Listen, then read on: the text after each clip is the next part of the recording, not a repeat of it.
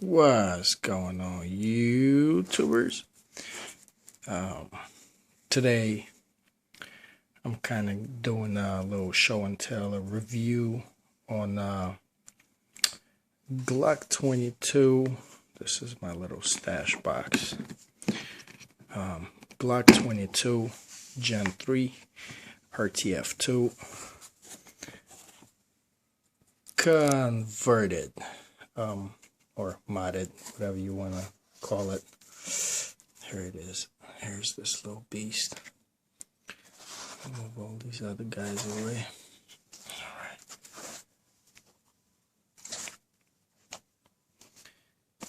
Here it is. Alright. So what do we have here is a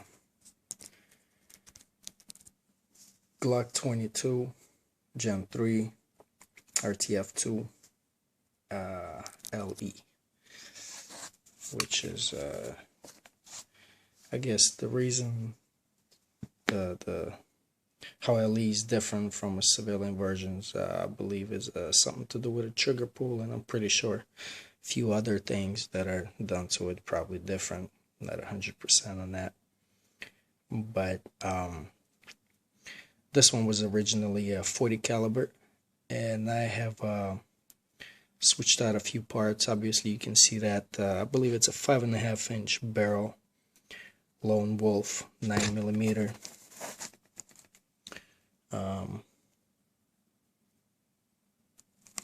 Stainless steel barrel. Swap that out just by simply, for the ones that know how Glocks work and how to field strip them, by being able to field strip a Glock, you can do all of the modifications needed to convert it to shoot 9mm from a 40. I prefer to buy 40 calibers simply because you get 3 guns in one pretty much. Capability to switch it to 357 SIG just by swapping the barrel, and turn it into a 9mm by swapping the barrel, buying some 9mm magazines, putting a 9mm ejector, then an extractor on the inside, and take the cover plate off and put plunger, 9mm plunger in there, just to make sure it operates properly.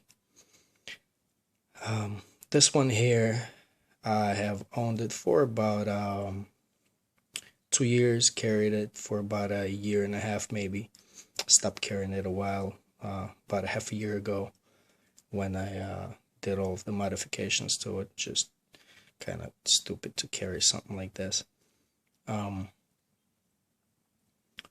Had shot about, I would say, 200 rounds through the stock barrel, and about the same amount, about 200 rounds through the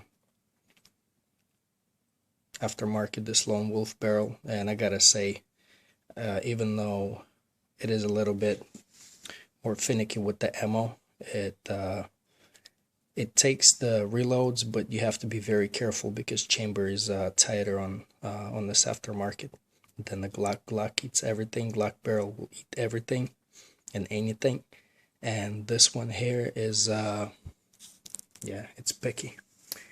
It cost me $50 already to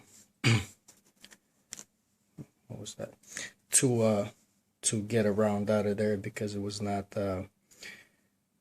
reloaded properly, and the neck on the shell casing was swollen a little bit and got stuck in the barrel, in the chamber.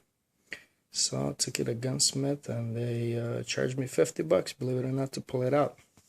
So what I have done to this one is what I've told you. I also added this nice little flashlight, Nebo,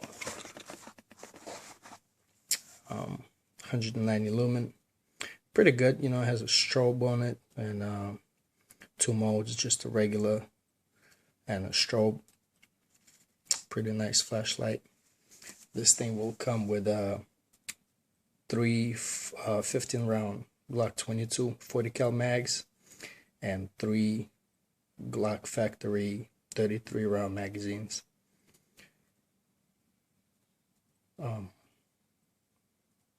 It's pretty accurate with that 5.5, with the stainless steel barrel, this 5.5-inch barrel. It is very accurate. Doesn't even, I mean, you know, Glocks are okay. I wouldn't say they're the most accurate guns. It's just as good of a shooter as you are. That's how accurate the gun's gonna be. But this thing definitely makes a difference after shooting a stock Glock barrel. So that's, I guess, where you give up accuracy for reliability. Anytime you get tighter tolerances, you'll have, you know, more accurate gun, but it's not gonna be as reliable. So that's your trade-off. I got this on the gun broker. Started bid at 600, but there's no way, you know, that's just a starting bid. I'm not selling it for 600. I am more into it, and my reserve is at $1,000 for this piece. Comes with 2 barrels. Like I said, only 200 rounds through each barrel. 6 magazines total.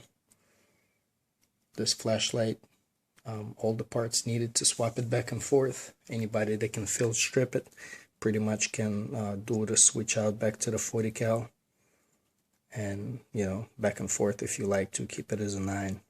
I believe since this gun was made originally for a 40 cal, so the tolerances of everything was meant to handle a 40 cal, and by putting a 9mm barrel and using a 9mm through it, I believe it'll probably last a lot longer and will be able to take more abuse. Plus P plus P plus, whatever, you know, whatever you want to feed this thing. It'll probably take a lot more abuse than the 40 cal could put through it. So this is a pretty good deal, I think. 2-in-1 as it stands. You get pretty much 2 guns in one, and if you buy a 357 SIG barrel for this thing also, you'll have 3 guns in one. So there you go. Original Glock sights. There you go. Look at that face. Oh, got the little Punisher logo backplate. Oh yeah, by the way, RTF2 Gen 3, they don't make them anymore. So not only that this is an LE version, but this is RTF also. It's a pretty rare gun to get your hands on for $1,000. You know, give it 5 years from now, this thing is going to be even more money than what it is right now. So if you're a collector or a shooter or whatever, either way, that's a real estate type investment for you. All right, well, have fun. Good luck bidding.